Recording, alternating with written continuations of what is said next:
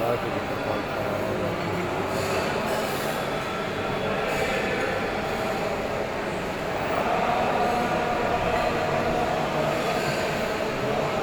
तो भाजी वाहिगुरू जी का खालसा वाहिगुरू जी की फतेह।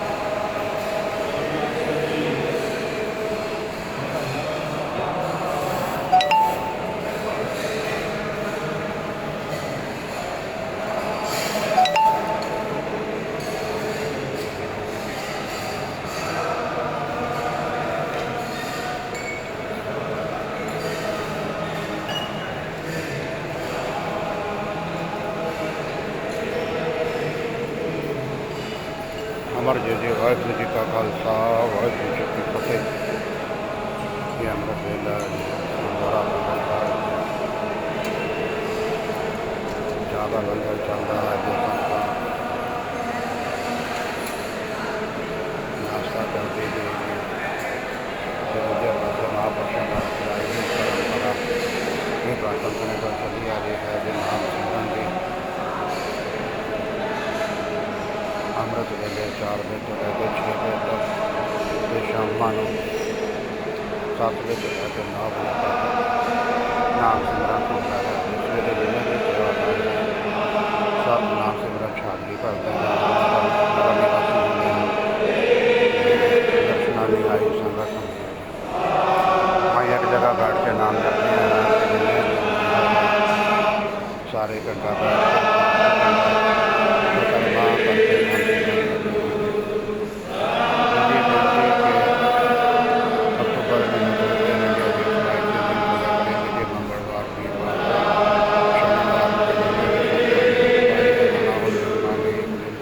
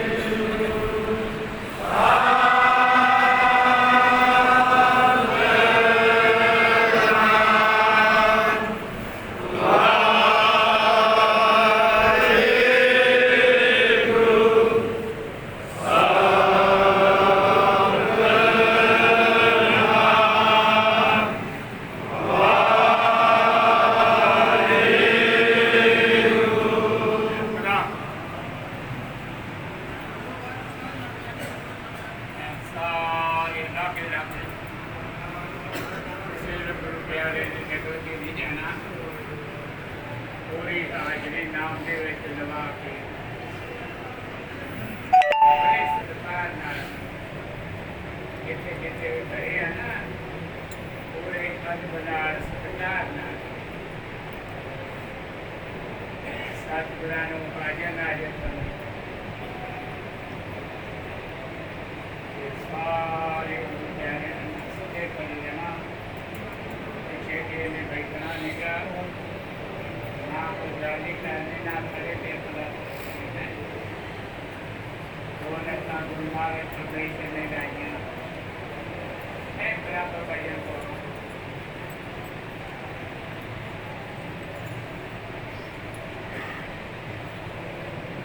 एक वेरा सारे गुरु प्यारे ने उठ के